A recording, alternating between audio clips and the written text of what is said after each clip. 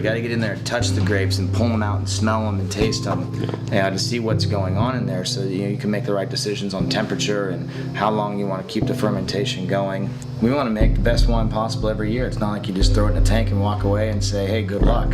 It is a science, but it's an art too, and it's pretty cool. Yeah, it really is an art. It's hands-on. I can see you've got some yeast on there from when we just inoculated the tanks today. A mess.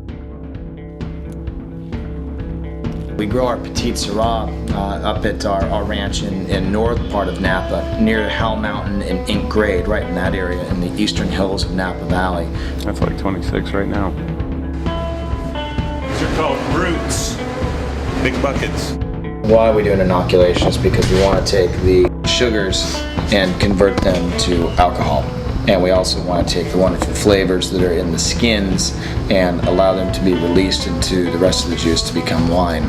There's hundreds of different yeast strains, and each of those yeast strains will do different things. So if you've ever had regular bread or sourdough bread, those are different yeast strains.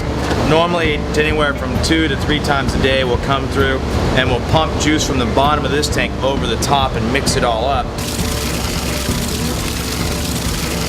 This is yeast.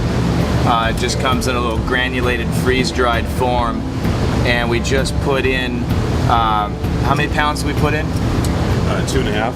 Put 2.5 pounds in here in water and go firm. It's a nice nutrient-rich environment for the yeast to begin their first growth phase in. You can have yeast strains that will enhance black fruit and cherry characteristics. You can have other yeast strains that develop kind of glycerol or slippery tastes in your mouth, as well as accentuating black fruit and spice. So it's one of those kind of has-it-all yeast strains that fortunately not too many people know about. Petite Sirah tends to be bigger, more aggressive tannins to begin with.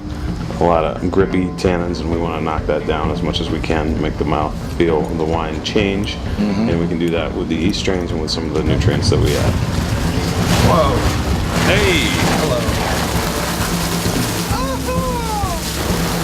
We were doing some different things this year. For example, some shorter skin contact on some of the bends, a little bit longer on others.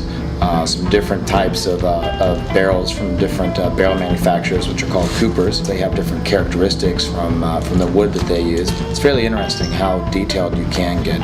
I'm convinced you could give 2 winemakers the exact same grapes, and they would make completely different wines. I have a good time making all these wines with you. It's really, it's a lot of fun, and of course, including our other partners, my wife, who's not shy on opinions, which is exactly why I love having her in the winemaking process, because she has an excellent sense of smell and knows exactly what she likes in wines, and getting you involved and Patty as well. It really, I think, is a great team. But ultimately, at the end of the day, it's you and me making the day-to-day calls and reaching that flavor profile that the partnership all agrees on, which I think is a really exciting way to make wine. But I love Pinot Noir, but I got to tell you what, Petite Sirah is just so esoteric and unique and different and sexy that I'm a little stuck on that right now. Yeah, and I have been for a while. It's one of the first grapes I ever remember eating as a kid, because it turns your hands black or purple like yours. Yeah. I'm purple. This is fresh juice. These have been sanitized. I put them in proxy carb, water, citric acid, and then water, and they've been scrubbed. I think this reserve Petite Sirah that we're doing here together this is a wine that's going to age. It's going to hold up 20, 30 plus years. The moon is with us every day, but it's something that's still mystical and mysterious, and it does have this gravitational pull. It has an effect on the tides and the earth.